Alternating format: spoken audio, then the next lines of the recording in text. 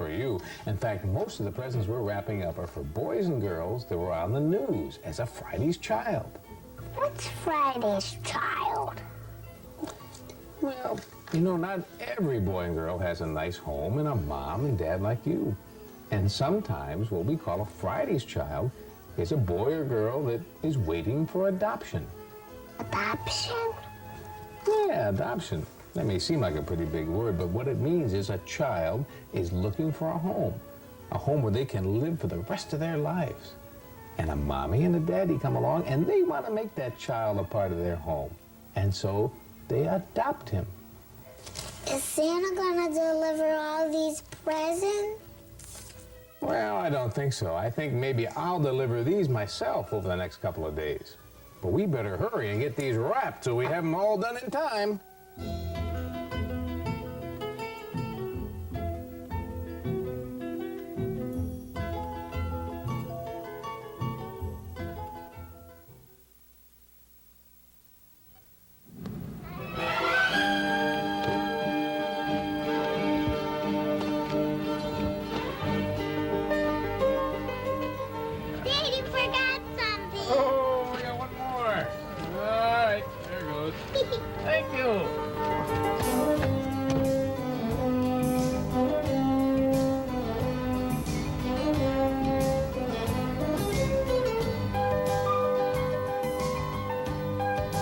5 years of Friday's Child.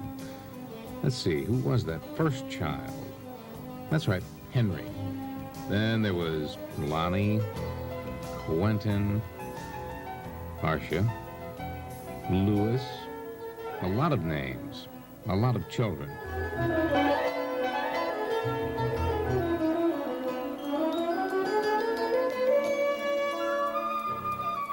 I guess Jackie White's letter from the Council of Adoptive Parents says it all. Dear Don, I have finally managed to track most of the children you have featured for the Council of Adoptive Parents on Friday's Child. Of the 65 children featured from Monroe and Erie counties, 39 have been placed. As you know, these children were all from the hard-to-place category with a wide range of difficulties. We feel this 60% placement rate of such children is remarkable. In addition, you have also provided the Channel 13 viewing area with a keen sensitization for the needs of these children. We look forward to working with you again as more children become available. My best for the holidays, Jackie. Jackie, visiting these kids is going to make my holiday. First stop, David, Chris, and Lenny. Let's see, it was back in May of 1980 that we first featured the three brothers. I heard you guys made up a song. You try that? Comb, comb, comb your hair all around your head. Brush, brush, brush, send them off to bed. Let's try that again. Comb, comb, comb your hair all around your...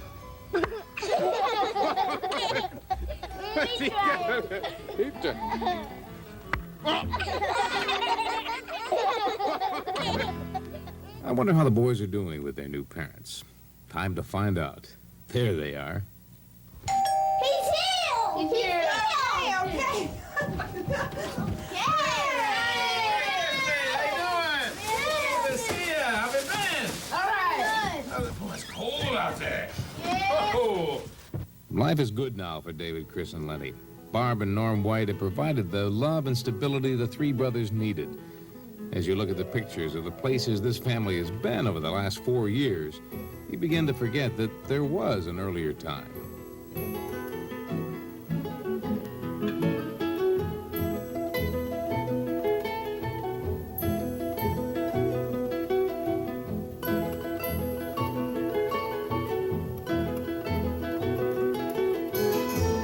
But there was an earlier time, and it has taken time for the boys to put it behind them. David found it hard to understand we were their third set of parents, and to Chris and Lenny it was easily forgotten, but to David it was, if everyone loved me, how come I keep getting moved along the line? And it took a lot, and it's hard to explain to a child who's only 6 but yet they are so old beyond their years that I realize simple explanations don't work for them, and they need to hear the whole truth sometimes, which I don't think I can take, and yet we have to share it with them. We've always been honest, and we find that it works best with them. All three of the boys are enjoying school more than ever, and Chris and Lenny have even begun advising other youngsters who are facing adoption. What I would say, don't be scared. I'm not scared. When I moved in, I was a little bit scared and a little bit shy, but then I got to know it real well. No, I want to hear. The toughest adjustment for Norm and Barb has been the change from being a childless couple to being the parents of three energetic boys.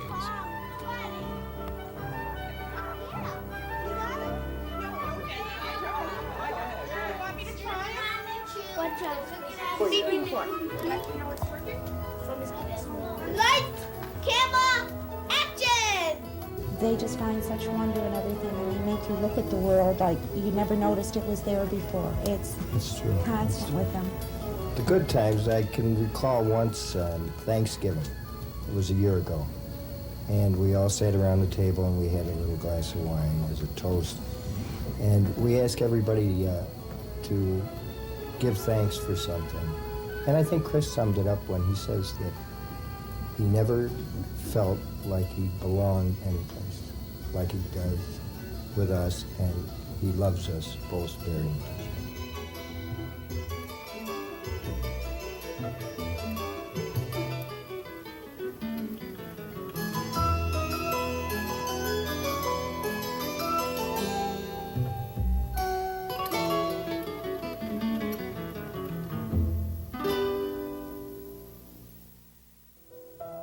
It's dinner time in the Wilcox household.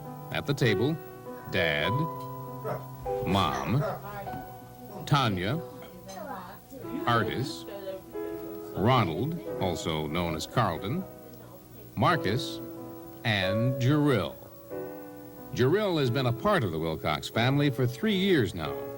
We saw him as a Friday child on TV, matter of fact, and we thought, oh, he's just the right person, the right little boy, you know. So from that moment, we went out seeking to get him, and we got him.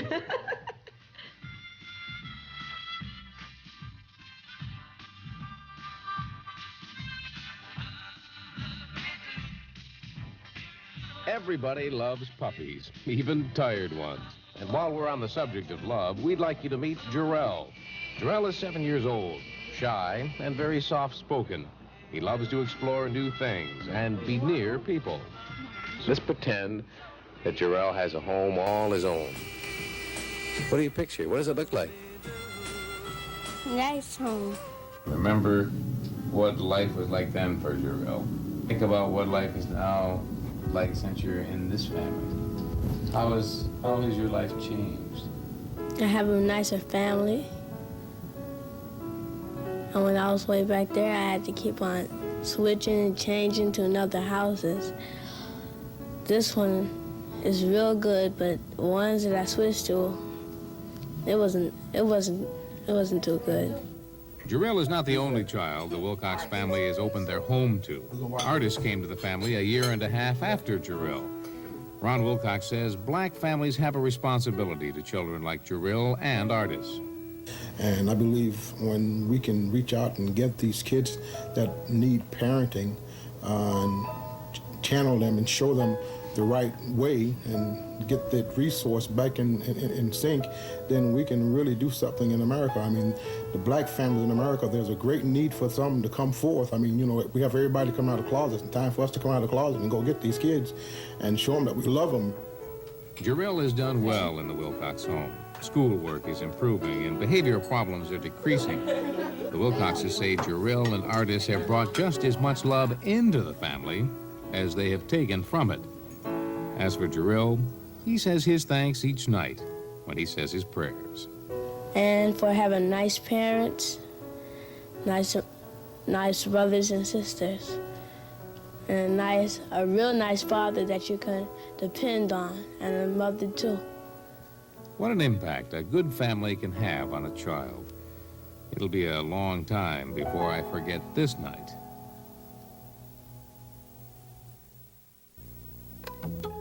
I was looking forward to seeing Danielle again. It had been 4 years since she tried to teach me the basics of roller skating. When I saw her through the window of her home, it seemed like only yesterday.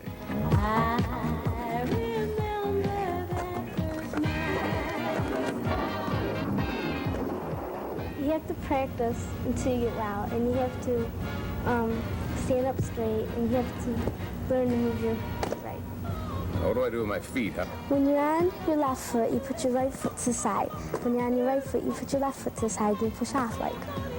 That's all there is to it? Yeah. You sure I'm not too old for this? Yeah. You think you can teach me, huh? Mm-hmm. Okay, here we go. Heading up the steps to Danielle's home, I remember that her last name was now Schmaltzbauer, and that her new parents were named Art and Carol. How you doing? Hi, Good Dan. to see you. Good to see you. Come in. Danielle is not the first child to which Art and Carol have opened their home. The Schmaltzbauers have done it before. Jerry, now 17, 11 foster children, and 31 fresh air children. These youngsters, along with Art and Carol's biological children, Maureen, Tommy, and Suzanne, make up one very busy family. This family is very outgoing. They want you to do extra things, because the extra things just help you, understand the world when you get out of school. So they like you to do extra things, and they're right behind you when you want to try something. You're not sure if you can do it, you're not sure if you'll be good at it, but you want to try it, and they're standing behind you saying, you can do it, try it. And so you try, and sometimes you find out you really can do it. One of the Schmaltzbauer traditions Danny has taken up is singing with the Sperry Singers.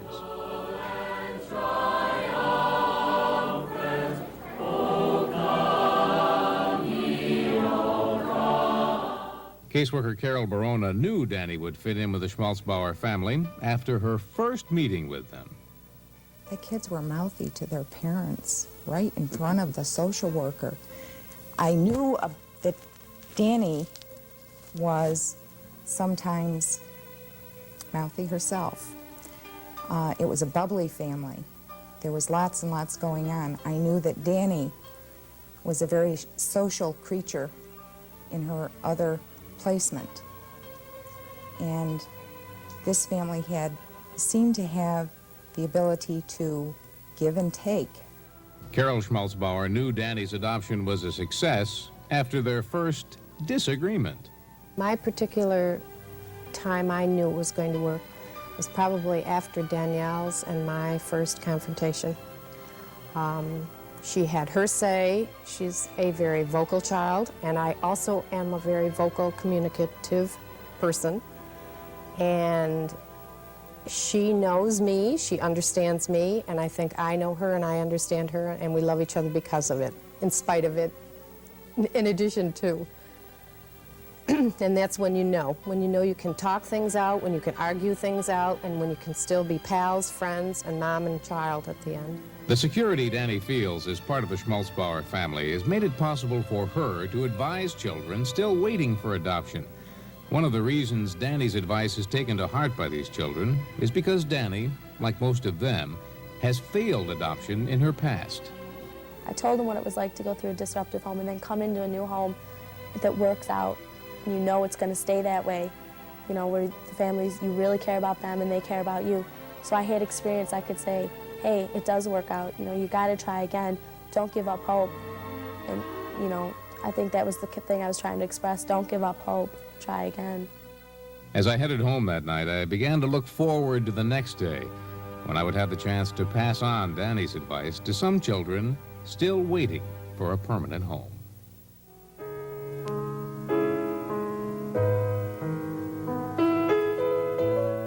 David, like many of the children featured on Friday's Child, has been through an emotional roller coaster ride that few of us would wish on any child. He thought the ride had come to an end last year when a single parent reached out to adopt him. Unfortunately, things didn't work out, and David found himself back at Hillside. I was doing good. Even my social worker even told me, and it was none of my fault. He just thought it wouldn't be good for us to be together because he wasn't a good enough father, he said. Was that tough for you? Yeah, it was kind of tough because you have had a good day in school, you're really anxious to get home, play with your friends, talk to your father, do your homework. And he just came to my school that day and just said, well, I can't be your father anymore. David is 12 years old. He's trying to put the bad experiences behind him. One of the ways he's doing that is by staying active. Me and my friends in Syracuse used to kind of break dance. It's a hobby that I really like, and I do it mostly every day. How long does it take to really get the techniques of that? That could be, you're in good shape for that. Yeah, you have to have very good strength to do some of it, and you have to have good relaxation in your body.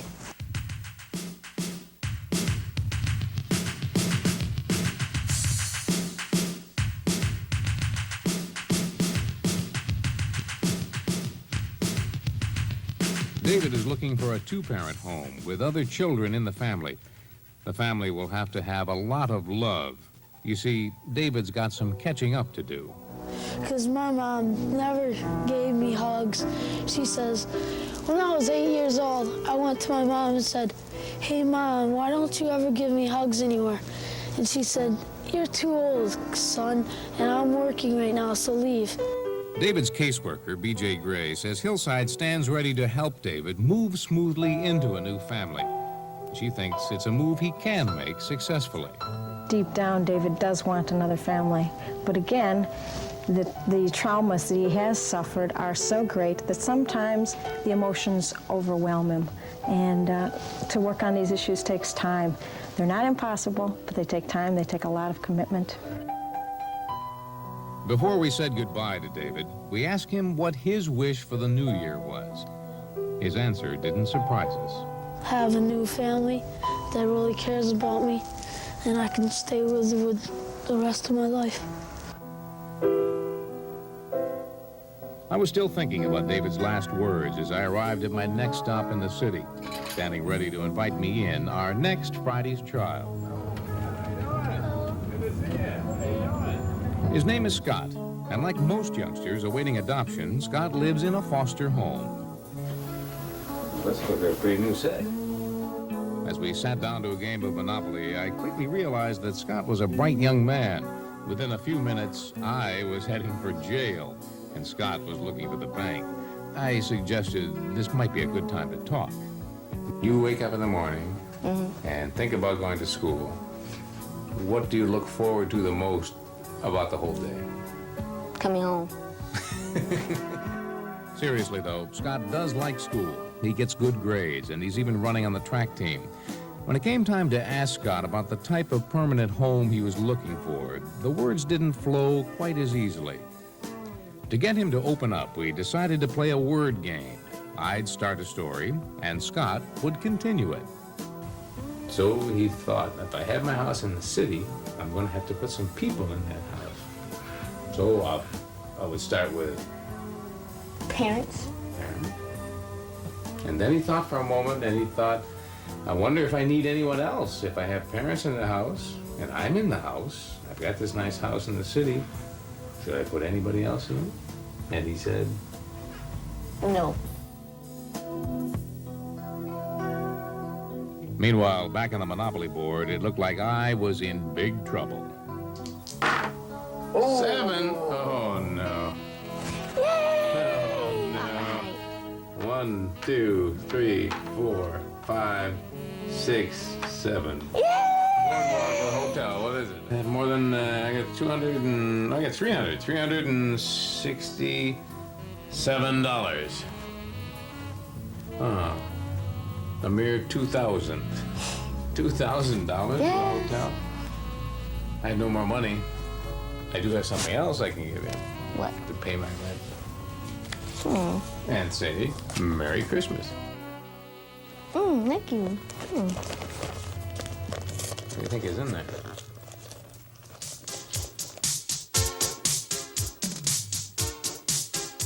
As I headed across town, I was already looking forward to meeting our next Friday's child.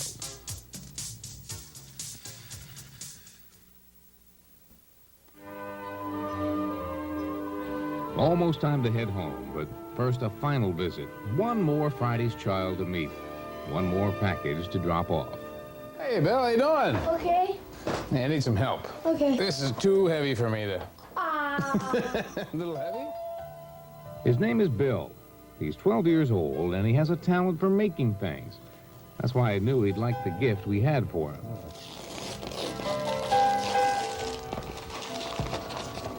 Oh, wow. Nice. Thank you. Pottery clay. Oh, self-hardening. That means we gotta work fast. As Bill began to show me how he could turn a lump of clay into a coil pot, I asked him what he'd like to do with his time. Math. It can be tough sometimes, math. You ever work with calculators and things? Yeah. You must have to use a little math. You do some sewing and things. You have to measure, material I and cook stuff. too. You cook? What do you Yeah. cook? Cakes, birthday cakes. Bill has spent most of his life in foster homes and institutions. As a result, he can be tough to get along with and slow to place trust in adults. Yet, despite all this, he's ready to try it again in a permanent home. There's what you could call That's pretty good. a coil pot. What would Bill wish for if he could have just one wish?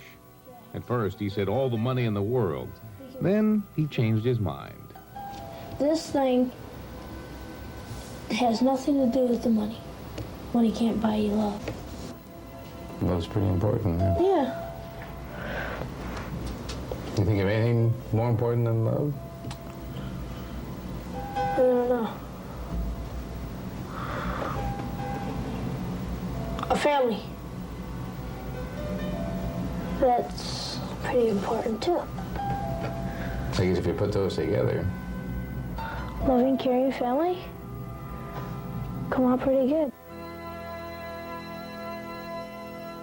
As I headed home, I couldn't get Bill, Scott, and David out of my mind.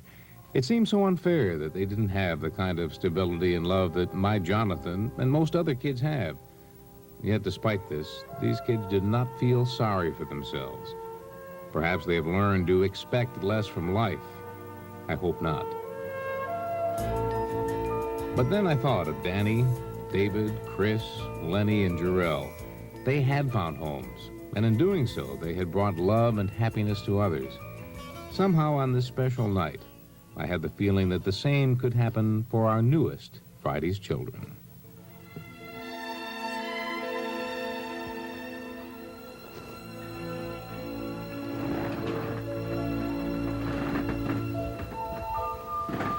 Did Santa come yet? No, Santa didn't come yet.